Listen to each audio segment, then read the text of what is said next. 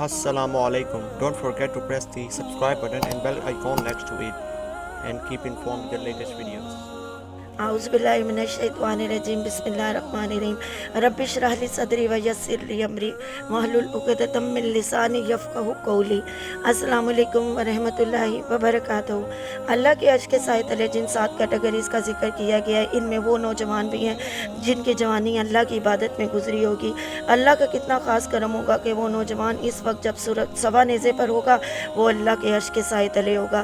सुबहान अल्लाह। हज़रत अली का कौल है कि 7 साल तक वालिदैन बच्चे के दोस्त बनकर इसके साथ खेलें और अगले 7 साल में इसकी तरबियत और तालीम करें, और फिर अगले 7 साल यानी 21 साल में इसके साथ दोस्ती भी रखो, मगर इसकी तरबियत का एंगल और बढ़ा दो, क्योंकि फिर उसको प्रैक्टिकल लाइफ में आना है।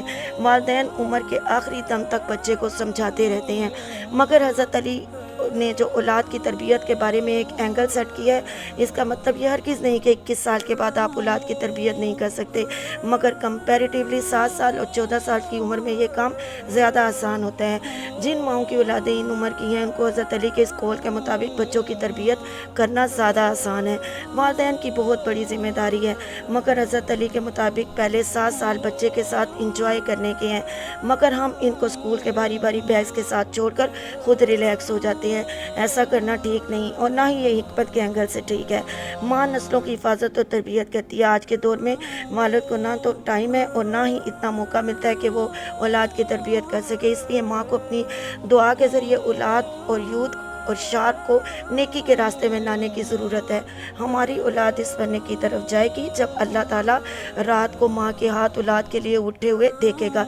जब हुज़ूर सल्लल्लाहु अलैहि वसल्लम मदीना हिजरत करके गए तो सिर्फ 3 सहाबा थे जो 40 प्लस थे, बाकी तमाम इंसार अंडर 40 थे, यानी जिन सहाबा ने फ़ौरन इस्लाम कबूल किया वो तमाम यूथ और शार्प एज में थे।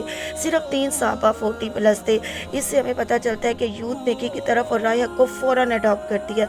अगर कोई यूथ लड़का या लड़की दीन की तरफ आता है तो वो ना सिर्फ फ्रेंड्स को देखता है, ना सोसाइटी को देखता है, ना फैमिली फ्रेंड्स को देखता है, वो सिर्फ अल्लाह को देखता है और इस पर जम जाता है। एक सहाबी हुज़ूर सल्लल्लाहु अलैहि वसल्लम के पास तशरीफ़ लाते हैं। सहाबी अमर बिन आस अपने बेटे अब्दुल्ला की शिकायत लेकर आते हैं। जब उन्होंने देखा कि अपने बेटे को बहुत समझा बुझा लिया लेकिन कोई असर नहीं, तो हुज़ूर सल्लल्लाहु अलैहि वसल्लम के पास शिकायत लेकर आते हैं कि या रसूल अल्लाह सल्लल्लाहु अलैहि वसल्लम, मुझे अपने बेटे से जो अब्दुल्ला जिसकी उम्र 21 साल है, एक ही शिकायत है कि वो बहुत ज़्यादा नमाज़ें पढ़ता है, बहुत ज़्यादा रोज़े रखता है और टू मच कुरान पढ़ता है। आप सोच सकते हैं कि 21 साल का नौजवान दिन रात इबादत, और हमारे आजकल टीन एज बच्चों का क्या हालात हैं।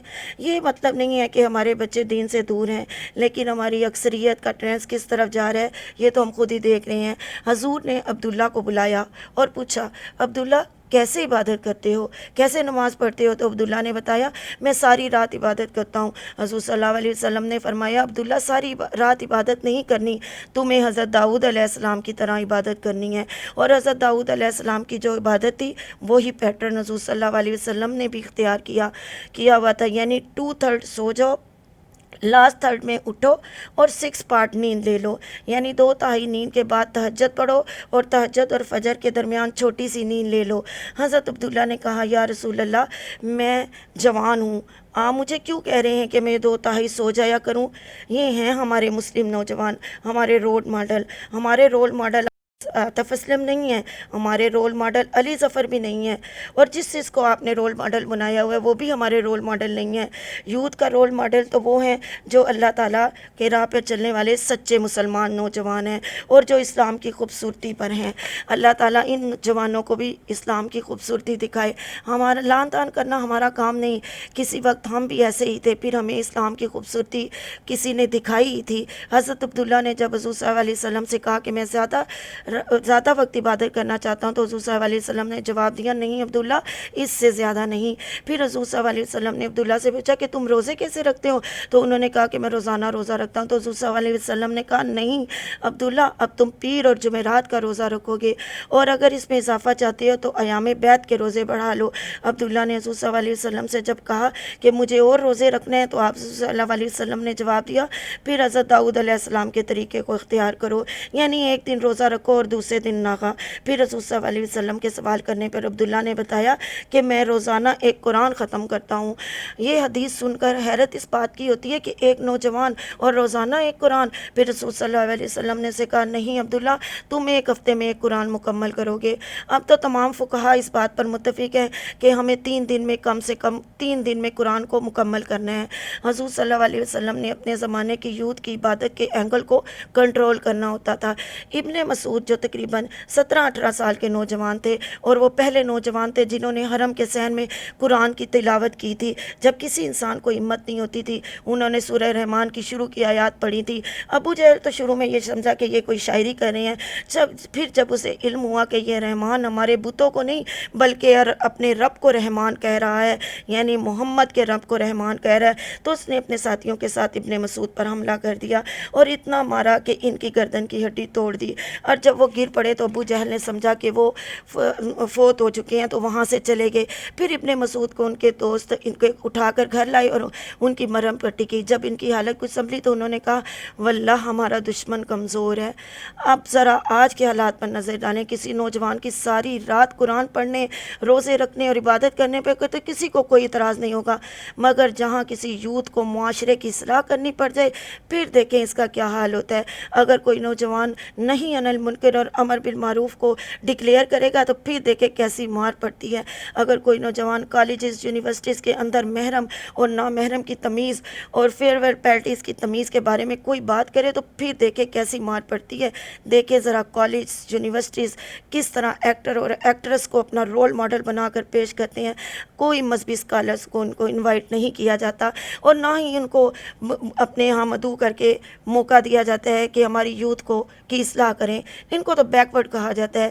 فزیکل مار اگر ان کو بیکورڈ کا اگر ہم ان کی حمایت کریں تو ہمیں فزیکل مار نہ بھی پڑے لیکن انٹلیکچوئل مار ضرور پڑے گی۔ آخر میں والدین کو اپنے بچوں کی تعلیم و تربیت کی ضرورت ہے، مگر ہدایت کا راستہ چھوڑ کر نہیں، وہ تعلیم جس کی آخرت میں بھی ضرورت ہے۔ ہمیں ایسی تعلیم بچوں کو دینی ہے۔ حضرت انس بن مالک سے روایت ہے کہ حضور صلی اللہ علیہ وسلم جب معراج کے موقع پر جنت میں داخل ہوئے تو انہوں نے سونے کا ایک محل دیکھا اور فرشتوں سے پوچھا کہ یہ کس کا محل ہے؟ تو فرشتوں نے جواب دیا قریش کے ایک نوجوان کا محل ہے۔ تو حضور صلی اللہ علیہ وسلم نے سمجھا کہ شاید وہ قریش کا نوجوان میں ہوں۔ حضور صلی اللہ علیہ وسلم نے جب فرشتوں سے دریافت کیا تو فرشتوں نے جواب دیا کہ یہ نوجوان عمر بن ابن خطاب ہیں، کیونکہ وہ اپنی جوانی میں اسلام کو طاقت بنائے ہوئے جس طرح آئے تھے پھر کسی کو ان کے سامنے سر اٹھانے کی ہمت نہ ہوئی۔ یہ تھی پرسنالٹی کا روب۔ آج کی یوتھ کے اندر یہ روب ہے۔ آخر میں اللہ تعالیٰ ہمارے بچوں کو صرف ڈگریاں اور فارن کنٹریز میں جانے والا ہی نہ بنائے جہاں پر وہ اپنا فیوچر اور کریم لے کر وہاں باہر فارن کنٹریز میں چلے جائیں، بلکہ ان کو دین کا فہم دے کر آخرت اور اسلام کی خوبصورتی اختیار کرنے والا بھی بنائے۔ آمین یا رب العالمین، آمین۔